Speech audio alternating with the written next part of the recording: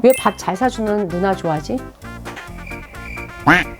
안녕하세요. 안녕하세요. 이번 시간은 내 옆에 나이 든 그 남자 사용하는 방법에 대해서 오늘 얘기해 보도록 할게요. 늦은 사춘기와 오춘기를 겪고 있는 이 사람은 우리가 만났던 그 20, 30대 그 남자가 아닙니다. 남성스럽고 뭐든지 눈을 감아주고 배려 있는 어떤 말을 해도 웃어주는 그런 남자가 아니에요. 바로 남성 호르몬을 딸리는 남자. 그래서 점점 여성화 되어 가고 있는 그 남자죠. 사실 뭐 남자뿐만이 아니라 여자도 40대 이후부터는 우리의 성 정체성을 유지해주는 그 성 호르몬이 점점 떨어지잖아요. 근데 남자에 떨어지는 것, 여자에 떨어지는 교차점, 그 크로스되는 접점, 그 부분에서 반드시 충돌이 일어납니다. 네, 충돌이 일어나는 이유는 상대가 변했다는 사실을 알고 싶지도 않고 인지하지 못하고 있기 때문입니다. 나 살기 바쁘고 내 변화에만 신경 썼지. 옆에 같이 살고 있는 이분의 정서적, 육체적, 감정적, 사회적 이런 변화에 우리가 눈을 감고 있다고 해도 과언이 아니죠. 그 또한 또 마찬가지고요. 여성들은 갱년기가 굉장히 뚜렷하잖아요. 뭐 몸매적인 부분에서 어떤 정서적인 부분에서 그렇게 격변기를 겪고 있는 동안에 남편은 밖에서 힘드니까 와서 짜증을 내고 소리 지르죠. 또 아이들은 말을 안 듣죠. 그 시댁이나 또 우리 엄마 아빠 다 어르신들은 점점 나이가 들어가시죠. 이것저것 집안일에 신경 쓸 게 정말 여자들은 많습니다. 그렇게 스트레스를 많이 받다 보니까 이 남성들의 변화에 대해서 우리가 사실 간과하는 부분이 많은데요. 우선 이 사춘기 시기에 남성들이 밑에서 올라오는 후배들한테 치이고 위에서 누르는 상사들한테 치이고 이 사회적으로 굉장히 고립되거나 도태되거나 위축되는 경우가 많다는 사실을 우리 알고 얘기 들어가 보도록 할게요. 내 옆에 남자의 그 변화를 제대로 알고 대처하자. 이때 사실 잘못하면 남편과의 유통기한이 아주 짧아지거나 영영 그의 마음은 돌이킬 수 없는 곳으로 떠납니다. 애들 키우는데 경제적으로 정서적으로 독립했다, 남편 필요 없다 하시는 분들은요, 사실 이 영상 필요 없고요. 그래도 데리고 살아야 된다 하시는 분들 채널 고정하시고, 자, 구독, 좋아요, 알림 설정 눌러주시고 시작할까요? 내 옆에 남자가 달라졌다. 4가지 증상 살펴보도록 할게요. 첫 번째, 고성. 집에서 소리가 높아졌다. 예민하다. 별거 아닌 거에 짜증내고 이상하게 집에서 소리를 지른다. 사실 남성들이 내가 맛이 갔구나 느낄 때는 성욕감 때 그런 거 아닙니다.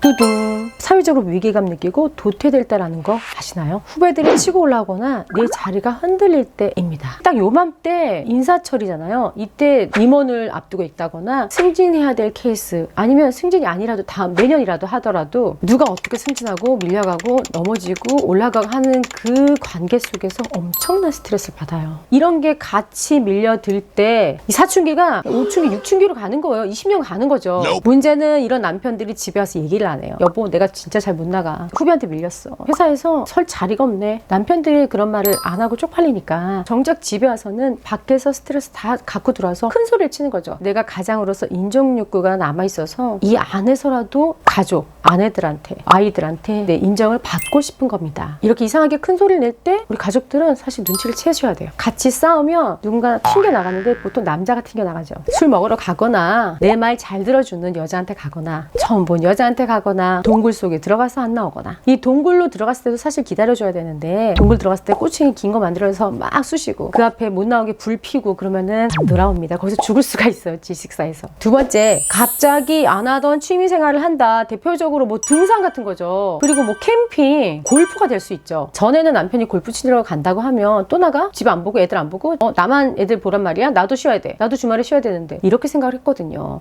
근데 사실 이 골프가 사회생활 속에서 어떤 친근한 모임이 되면서 골프는 생존의 몸부림이 되었습니다. 전쟁터가 된 거죠. 조직생활 IQ 그 천인 애들, 걔네들은 어디서 뭐 프로골퍼들 아니면 인맥 뒤져가지고 상사하고의 그 모임을 만들어서 주말에 작업합니다. 상사들이 나한테 딸랑거리는 사람이 좋아요. 그걸 골프장에 가서 딸랑딸랑 하는 사람을 이겨낼 수가 없는 거예요. 자, 그런 거 모르고 아내들이 어디 놀러 가냐, 너만 노냐, 아니면 너 승진이 안 됐다, 너만 물 먹었냐, 왜 너만 누락됐냐 라고 바가지 긁어서는 사실 안 되는 것 같습니다. 누가 뭐 승진하기 싫어서 안 하는 건 아닐 거고요. 그렇게 남편의 자존감을 떨어뜨리고 더 바닥으로 내던지면 중요한 건 내가, 내 새끼가 살기가 정말 어렵다는 거. 미워도 다시 한번 미워도 눈 감아주자. 저희 남편의 경우에는 어느 날부터 캠핑을 하기 시작한 거예요. 안 하던 캠핑, 친구들, 옛날 친구들하고 같이 캠핑을 떠나는 일이 아주 많아졌습니다. 근데 가끔씩 저도 데리고 갔으면 하는 마음이 생길까 말까. 나 좀 데리고 갈래?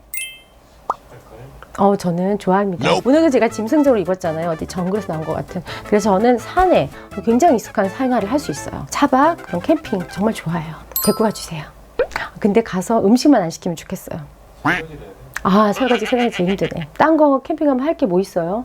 먹는 거지 뭐. 먹방. 네, 캠핑에서 먹방 찍고 멍불하고 그러는 거 정말 재밌겠죠? 자, 혼자 갈 게 아니라 가족들과 함께 하는 남편. 가면 안 된다 그럴까? 네네네. 저는 글램핑이 좋습니다. 네, 호텔 잡아주세요. 차 밖에서 놀고 호텔에서 자는 거. 호텔 안 가지 100만 년 됐네. 자, 세 번째. 안 만나던 오래된 친구를 만난다. 진짜 다 그런가? 정말 생전 들어본 적 없는 초등학교 때 친구를 만나는 거예요. 근데 그게 한 2년 전부터더라고요. 캠핑 시작할 때부터. 캠핑을 연락 안 하던 오래된 친구들하고 다니기 시작한 거예요. 친구들하고 우르르 천안에 가기도 하고요. 광주에서 올라오기도 하고. 근데 그분들을 바쁠 때는 이름도 들어보지 못했고 만나본 적이 없어요. 근데 지금 사회적으로 나의 자신의 모습을 제일 알고 있는 친구들이 아닌 옛날 나의 모습, 과거를 회상할 수 있는, 함께 옛날 얘기를 할 수 있는, 그래서 지금을 잊어버릴 수 있는, 그렇기 때문에 옛날 친구들을 만나는 게 아닌가 싶습니다. 현재 사회에서 만난 친구는 내 처지를 아는데 옛날 친구는 현재 내 처지를 모르고 있는 거죠. 가장 편했던 친구, 내 잘 나갈 때 모습을 알던 그 친구로부터 위안을 받고 있는 겁니다. 외부 충격에 민감해집니다. 전쟁터에 있다 들어온 사람이기 때문에 굉장히 예민할 수밖에 없어요. 여보, 아침에 내가 얘기했잖아. 까먹었어? 머릿속에 지우개가 있어. 라고 얘기를 하면 과거에는 나 머릿속에 지우개 있어서 맨날 까먹어. 단기 기억 상실증이야. 이렇게 대응을 했다면 지금은 엄청 화를 내는 거예요. 나 지금 다 까먹었다. 나 치매 걸렸어. 이렇게 반응이 굉장히 격한 반응이 나옵니다. 항상 저보고 왜 화를 내냐? 왜 소리를 지르냐? 라고 하는 거예요. 그냥 말한 건데? 라고 하는데 항상 톤이 높다 보니까 화를 낸다고 오해를 하더라고요. 감정이 격하고 예민할 때는 이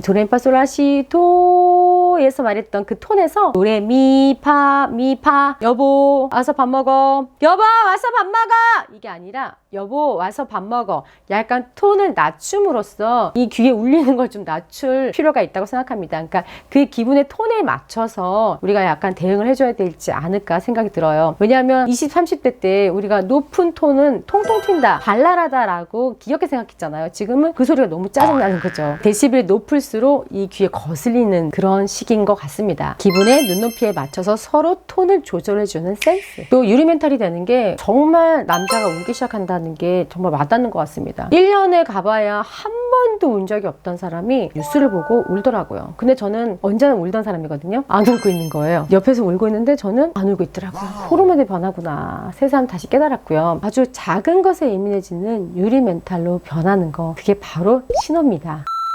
우리 아내들은 사실 간단합니다. 앞에 4가지 징조나 신호가 있으면요, 이렇게 하시면 됩니다. 첫 번째, 그냥 공감해주는 것, 들어주는 것. 이게 정답입니다. 여성분들도 내가 그 얘기를 한다는 것은 공감을 얻고 싶어서, 그 사람 진짜 이상하네, 당신이 속상하겠어, 공감을 얻고 싶어서 그러는 거잖아요. 근데 그걸 이해시키려고 그 사람의 입장에서 대변해주면 저는 이게 돌아버리더라고요. 그런 거 똑같은 거예요. 남자들한테도 공감해주고 그냥 들어주고, 그 얼굴이 사실 보고 싶지 않으면 눈 감고 그냥 아무 얘기 안 하고 들어주기만 하면 됩니다. 얼굴도 보기 싫은데 좋은 말이 나갈 수가 없다는 분들 진짜 많아요. 아마 대부분이 그럴 거예요. 근데 굳이 말할 필요 없이요, 그냥 가만히 말하지 않고 맞대응만 하고 조용히 냅두는 게 상책입니다. 두 번째, 그러면서 아주 조용히 챙겨줘야 됩니다. 그래도 내가 있다, 가족이 있다라는 걸 넌지시 알려주는 거죠. 우리 여성들도 사실 옛날처럼 오빠, 자기야, 그거 안 나가잖아요. 인간아, 나가죠. 이런 거 안 나가는데 굳이 노력하실 필요 없고요. 그냥 조용히 밥만 잘 챙겨주면 됩니다. 왜 밥이냐? 이 밥이 정말 무서운 거거든요.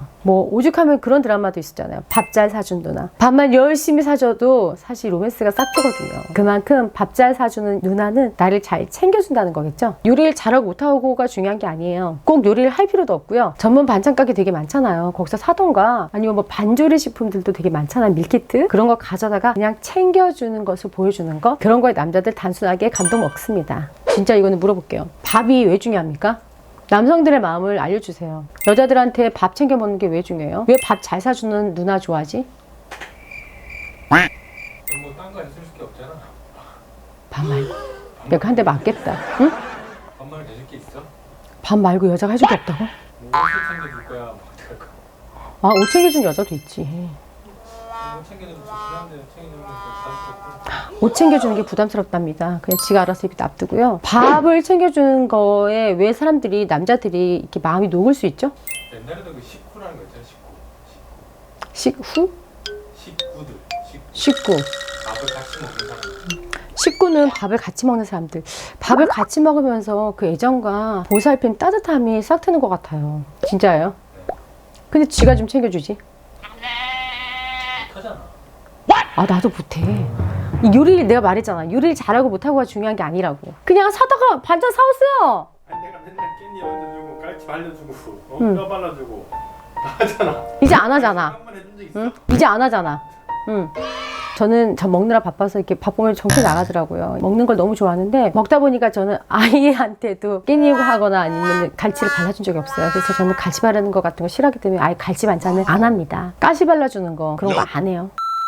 늙은 사춘기, 오춘기 남자 데리고 사시는 분들, 오늘 그분들 사용법에 대해서 알아보았는데요. 어려운 게 아닙니다가 아니라 어렵죠. 사실 애정이 조금 들어가야 되니까. 그러나 이것만 하나 기억하세요. 나와 내 새끼들을 위한 삶, 그 노력 중에 하나라는 걸 꼭 기억하셨으면 좋겠어요. 엄마의 혈기를 조금 낮추기만 해도 그 옆에 있는 남자는 숨 쉴 틈이 있다는 거. 우리 오늘부터 남편의 신호를 잘 관찰하고 동굴에 들어가든 캠핑하며 싸돌아 다니든 냅두고 숨 쉬게 해주자고요. 그 사이 우리도 좀 놀아다니고요. 지금까지 영상 보시고요. 더 아름답고 풍성한 컨텐츠로 다시 찾아올게요.